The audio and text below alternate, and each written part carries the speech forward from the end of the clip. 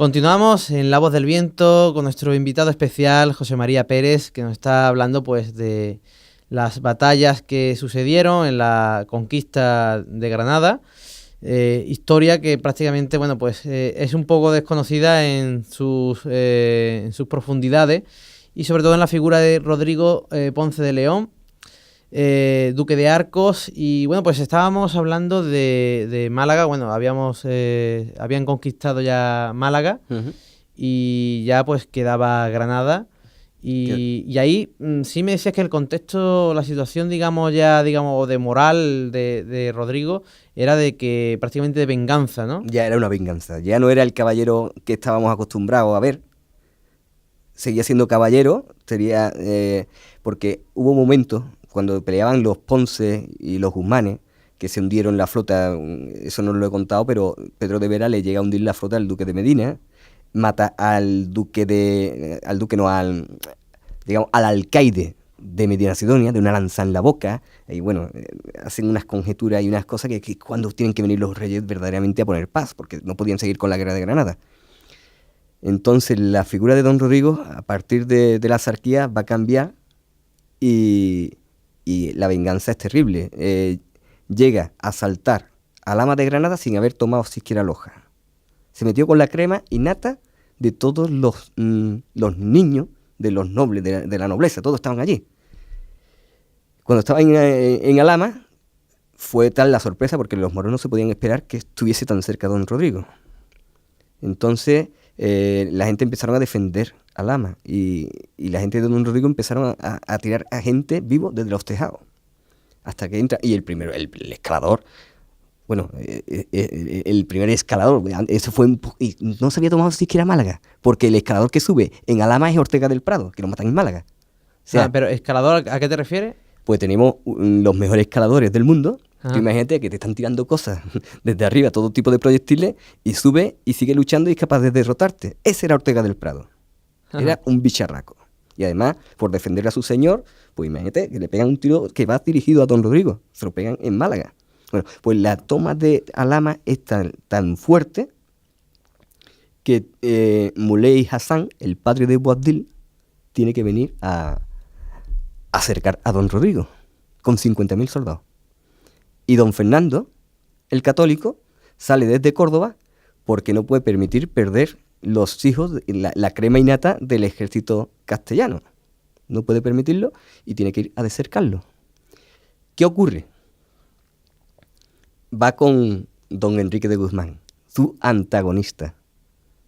Mientras había estado cercando aquello, su antagonista había tenido que decercar la plaza de don Rodrigo, porque Arcos se encontró cercada y la tuvo que decercar el enemigo de don Rodrigo, o sea, don Enrique de Guzmán, y pidió permiso al rey para llegar antes que nadie a Alhama. Y cuando don Rodrigo vio a su enemigo, al que había sido y que habían hecho las paces, pero falsamente, o sea, le habían hecho en Jerez, se habían paseado juntos, pero no eran. Cuando lo vio se llevó la sorpresa y él sabía ya que había decercado a su enemigo, a su mujer en Arcos, porque la mujer de don Rodrigo se halló cercada en Arcos. Ajá. Entonces se dan un abrazo y hacen las paces de verdad. Es un episodio, tú imagínate tener que abrazar a tu enemigo. Es un episodio increíble. Porque a todo esto, los Guzmán, que bueno, deriva en Medina, la duquesa de Medina Sidonia, Sí. Eran una familia noble, pero realmente de origen moro también, ¿no? Sí, pero eso le pillaba muy lejos. Ya le pillaba a lo mejor 100, 200 años, A ver, ¿no? ¿Cómo era? Guzmán el Bueno es el taratabuelo Sí, de Enrique de Guzmán, digamos. Ajá. Hay 3 o 4 generaciones. claro. Y tampoco, o sea, Guzmán el Bueno pasan también 2 o 3 generaciones, y entonces sí viene la parte, digamos, un poquito mora. Pero vamos, moro, aquí estamos todos mezclados, ¿eh? Claro, es decir, eran todos, Don ¿no? Pedro de Vera Mendoza, el Mendoza Sí. es un apellido morisco. El apellido Blanco es un apellido morisco. Hay muchos. Sí, incluso a lo mejor si te llamas Galvez, Pérez, ¿no? pero También, ¿no? hay una parte, claro. Claro, claro. Porque realmente lo que nos han explicado de los apellidos que son castellanos... Venegas, y tal, Venegas, los Reduán Venegas fueron formidables defensores de Málaga contra don Rodrigo Ponce León.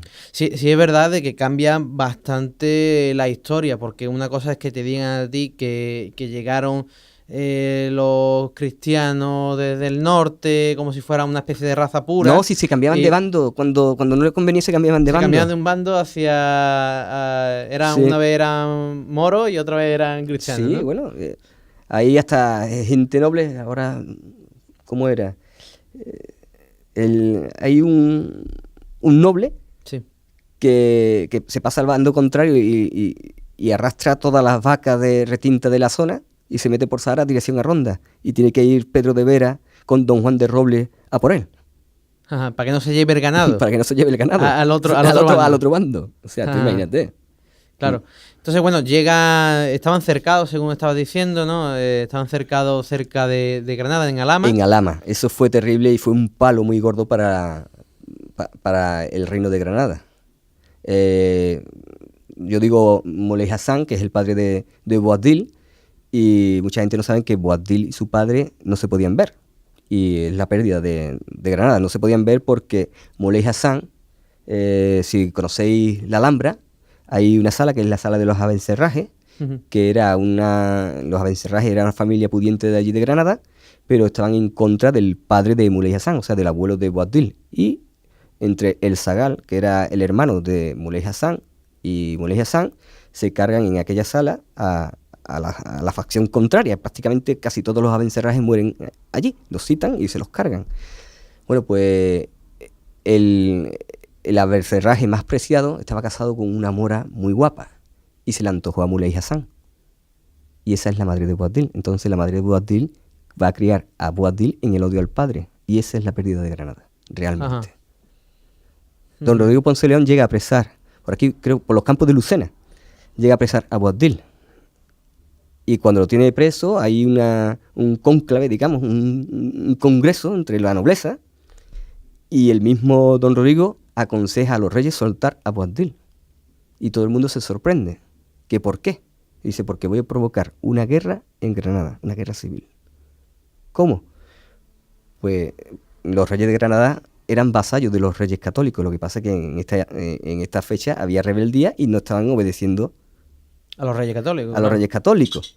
Entonces, ¿qué ocurre? Le hace renovar o jurar vasallaje delante de todo el mundo a Boabdil y delante de los suyos. Cuando llega a Granada, pues imagínate lo que pasa. Guerra entre el padre, el hijo y... Claro, bueno, estaríamos hablando de ahí de que quizá a lo mejor Boabdil era un traidor. Bueno, según lo mire, es que es muy duro cómo te han criado también. Y él no podía querer a su padre, porque su madre no lo amaba. Sí, sí, pero hay después una entrega demasiado fácil, ¿no? De Granada, ¿no? Bueno, tienes que tener en cuenta que le habían perdonado la vida. Que le habían pillado y le habían perdonado la vida. No era tan... Y no eran tan cafre como la gente se puede pensar. Había su diplomacia. Claro. O sea, no eran... Sí, había un código, ¿no? Había unos códigos de honor y si vemos al principio a don Rodrigo, parla con el enemigo, pero en un código de honor y se respetan mutuamente. O sea, no pensemos que estaban siempre de batalla.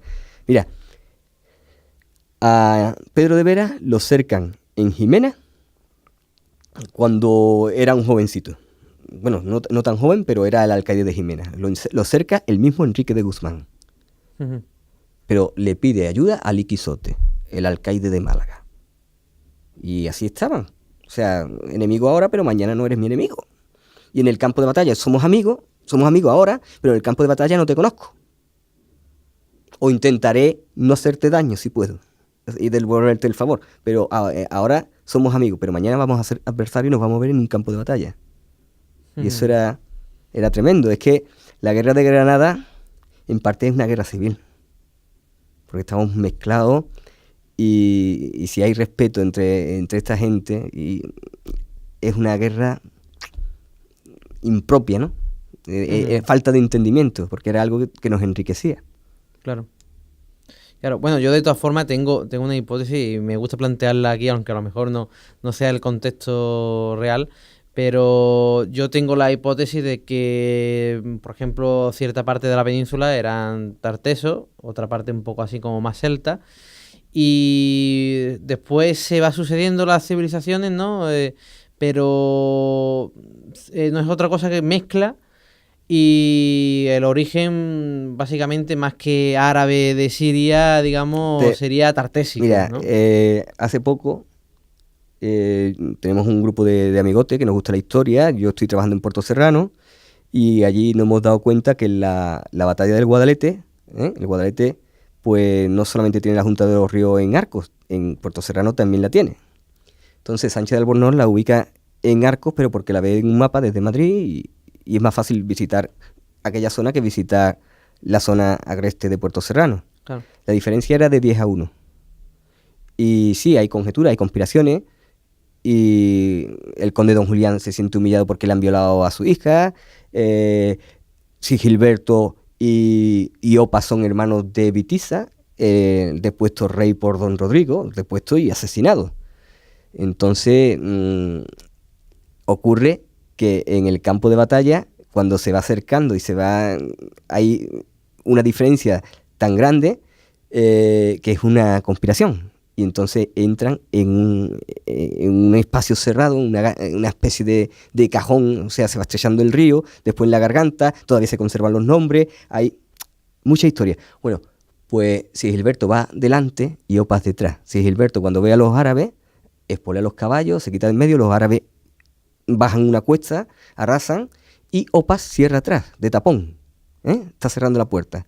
Bueno, pues lo que mucha gente no sabe es que Opas se va a proclamar rey. Es el último rey godo, no Don Rodrigo. ¿Por qué digo esto? Porque Opas dirige la batalla de Covadonga.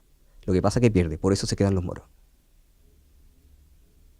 7.000 árabes en principio no es una invasión.